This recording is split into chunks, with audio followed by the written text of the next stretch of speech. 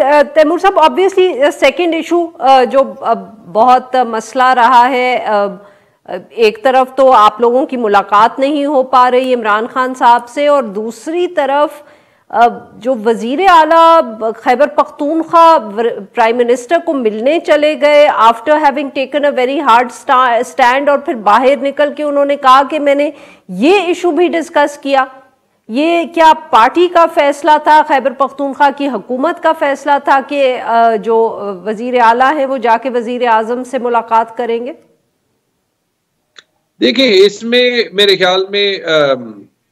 कोई दो राय नहीं होनी चाहिए कि अगर अली खान मुलाकात के लिए गए तो वो पर से उसमें कोई मसला नहीं है। एंड आई एम श्योर, मेरे ख्याल में, मुझे नॉलेज नहीं है, आई एम श्योर कि उन्होंने खान साहब से शायद क्लियर भी किया होगा जब वो मुलाकात करने गए होंगे। इससे ये मतलब नहीं लेना चाहिए कि हम वफाकी हुकूमत की लेजिटिमेसी को तस्लीम करते, लेकिन डी फैक्टो एक हुकूमत वहां पे है और सूबे को संभालते हुए कई ऐसे मसले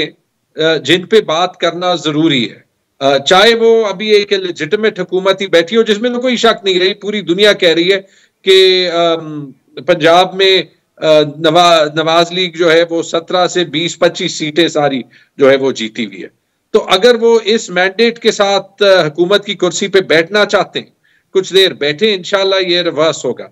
जो मैं प्रेस कॉन्फ्रेंस सुन रहा था उसमें मैं एहसन इकबाल की बात सुन रहा था और मुझे ये जरूर याद आ रहा है कि ये जो प्रोमिसेस ये करते हैं ना कि हम इनका आईनी हक देंगे और जरूर देंगे, ये कहते बहुत हैं, the proof of the pudding is in the eating of it. मुझे बड़ा मुश्किल लगता है कि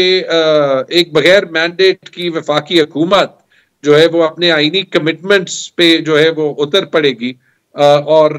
देखना पड़ेगा। लेकिन आरिफा, कम से कम इसके बाद ये गिला नहीं होना चाहिए कि पीटीआई एक मैच्योर पार्टी नहीं है या वो अक्रॉस द टेबल बैठने के लिए तैयार नहीं है अली खान के इस कदम के बाद।